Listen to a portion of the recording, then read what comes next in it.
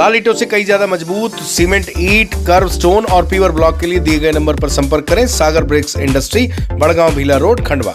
आज आपने एक प्रेस कॉन्फ्रेंस रखी है, क्या सब्जेक्ट है जिसको लेकर रखी है?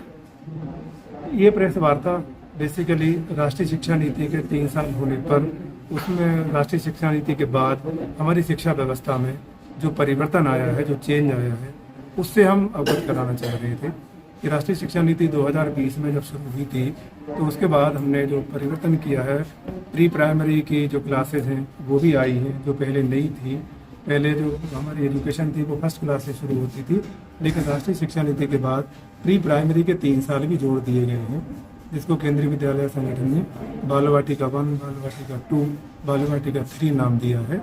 बाल वाटिका 1 3 साल पूरा होने के बाद उसमें प्रवेश मिलता है, बाल वाटिका 2 में 4 साल पूरा होने पर, और बाल वाटिका 3 में जब बच्चा 5 साल की एज पूरी कर लेता है तब उसका प्रवेश होता है। बाल वाटिका 3 के बाद जब बच्चा 6 साल का हो जाता है तो पहली क्लास में ऑटोमेटिक आ जाता है और उसकी औपचारिक शिक्षा शुरू होती है। तो इसके बाद जो स्किल सब्जेक्ट्स पर जोर दिया गया है नई शिक्षा नीति में, वोकेशनल एजुकेशन पर जोर दिया गया है, और एक जो बड़ा इम्पोर्टेंट चेंज आया है वो ये है कि मल्टी डिसिप्लिनरी अप्रोच, मतलब बच्चा 10वीं क्लास के बाद जो भी विषय चाहे वो ले सकता है।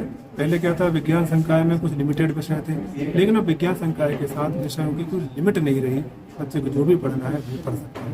तो इन चेंजेस को बताने के लिए ये प्रेस वार्ता रखी गई थी। अच्छा, जैसे 10th के बाद स्ट्रीम में एलिजिबिलिटी के लिए मार्क्स होते थे और कई कंडीशन होती थी, अब वो सारी कंडीशन नई शिक्षा नीति में खत्म हो गई। मतलब 10th जिसने की, उसके बाद अगर वो साइंस स्ट्रीम लेना चाहता है या कॉमर्स लेना चाहता है तो वो ले सकता है। हाँ, बिल्कुल ले सकता है। अब उसमें एलिजिबिलिटी वाला मार्क्स एलिजिबिलिटी और जो कंडीशंस थी वो सब रिमूव कर दी, मतलब हटा दी। मार्क्स का आपको रिस्ट्रिक्शन रहा नहीं है, इसमें बच्चे और पेरेंट्स की जो चॉइस रहती है वो देखी जाती है।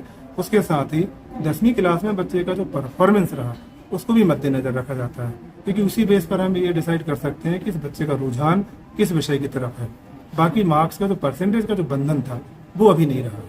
अब शॉर्ट एंड स्वीट समझे, पहले जो आपने शिक्षा ली, मैंने शिक्षा ली, अब जो नई शिक्षा नीति है उसमें और अब में डिफरेंस क्या है? यही कि आपने बोला प्री प्राइमरी क्लासेस शुरू कर दी, 10th के बाद जो नॉमिनल चेंज हुआ वो, और इसको अगर समझे साधारण भाषा में, आम आदमी आपका वीडियो देखेगा वो कैसे समझे कि पहले जो एजुकेशन नीति थी और अभी जो नीति है उसमें डिफरेंस क्या है, क्या बदला है?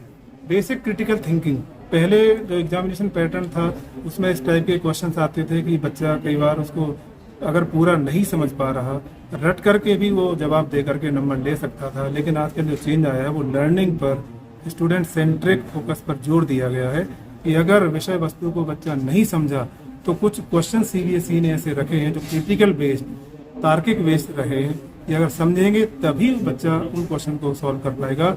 वो क्वेश्चन बच्चों को एग्जाम में ऑन द स्पॉट ही मिलते हैं, वो पहले से पढ़े हुए नहीं रहते, मतलब केस बेस्ड। रट्टाफिकेशन उस वाले पॉइंट में नहीं चलेगा जो आप बता रहे हैं ना, मतलब उसको समझना पड़ेगा, उसका आईक्यू इंप्रूव होगा। अब government of India, government of states, उन्होंने जो है जब हम प्रिपरेशन करते हैं इसकी आपका वैकेंसी के लिए जो कॉम्पिटिटिव टेस्ट होते हैं उसमें रीजनिंग, अर्थमेटिक, जीएस और आपका रीजनिंग, ये 4 सब्जेक्ट होते हैं, और up to 8th standard, up to 10th standard तक की जो उसमें चाहे वो हिस्ट्री हो, ज्योग्राफी, सिविक्स हो, मैथमेटिक हो, अर्थमेटिक हो, इस सब पे फोकस रहता है। तो कुल मिलाकर स्किल्स इंप्रूवमेंट पे भी इस नई शिक्षा नीति में कुछ आया है जिसमें आदमी की स्किल्स इंप्रूव हो, ये सबसे इम्पोर्टेंट है। बिल्कुल, स्किल, और सबसे भी ज्यादा इम्पोर्टेंट है लर्निंग। जो बच्चा पढ़ रहा है उसके बाद उसको उसने सीखा कि नहीं, अगर सीखा तो उसको वो जीवन में और अपनी परीक्षाओं में इम्प्लीमेंट कर सकता है। अच्छा, डिजिटल पे फोकस है, मोदी जी भी रोज ट्वीट करते हैं, एजुकेशन मिनिस्टर भी रोज ट्वीट करते हैं, मोबाइल का उपयोग करते हैं। स्कूल में मोबाइल प्रोहिबिटेड रहता है, होना भी चाहिए, शायद पेरेंट्स, टीचर सभी रखते हैं, बट इंस्ट्रूमेंट की बात करें, आजकल सब बहुत जितने अच्छे स्कूल्स हैं, चाहे वो प्राइवेट हों, चाहे वो इंटरनेशनल लेवल के स्कूल हों, और कई जगह कई स्टेट ने इसको शुरू किया है डिजिटल मोड पे एजुकेशन देना, स्मार्ट क्लासरूम जिसको बोलते हैं। क्या उस तरह की भी कोई तैयारी है इसमें? बिल्कुल, केंद्रीय विद्यालय में स्मार्ट क्लासरूम है, हमारे विद्यालय में भी है। तो जो भी डिजिटल बच्चों को कंटेंट और इक्विपमेंट की जरूरत पड़ती है, उनकी क्लासेज हैं, कंप्यूटर साइंस की क्लासेज हैं, और उसके बाद कंप्यूटर साइंस जो विषय लेते हैं बच्चे या इन्फॉर्मेटिक प्रैक्टिस, उनके प्रैक्टिकल स्कूल में होते हैं, उनको घर से कोई डिवाइस लाने की जरूरत नहीं रहती। जो भी जरूरी डिवाइस है वो हम उसको स्कूल में ही कराते हैं। आपका परिचय दीजिए। मैं DR पटेल, प्राचार्य, केंद्रीय विद्यालय खंडवा। और उससे आप पढ़ाई भी कर रहे और हैं। पढ़ाई कर रहे हैं। क्या कैसा फील हो रहा है आपको? क्या फ्यूचर में प्रोजेक्शन आप देखते हैं इस एजुकेशन में? नई शिक्षा नीति के अंतर्गत हमें बहुत सारे लाभ हुए हैं और इससे हमारी बहुत सारी ग्रोथ हुई है, जिससे हम देख सकते हैं कि सिर्फ पढ़ाई को हम किताबों से नहीं बल्कि और भी चीज़ों से जोड़ सकते हैं। और इसके कारण हमारी क्रिटिकल थिंकिंग भी बहुत सारी डेवलप हुई है, लॉजिकल थिंकिंग भी बहुत सारी बढ़ी है कि हमें सिर्फ किताबों से रिलेटेड आंसर्स नहीं लिखने चाहिए या फिर उनसे रिलेटेड हमें कुछ नहीं बताना चाहिए। हम अपना भी बहुत सारा सोचकर उसको जवाब लिख सकते हैं और इससे हमें बहुत सी चीज़ें सीखने को भी मिलती है। तो फ्यूचर में AI आ रहा है, ChatGPT आ रहा है, ऐसी बहुत सारी टेक्निकल एजुकेशन से संबंधित चीज़ें न्यू एजुकेशन पॉलिसी में है। क्या फ्यूचर में आपको ऐसा लगता है कि हाँ ये हमारे लिए बहुत ज़रूरी रही?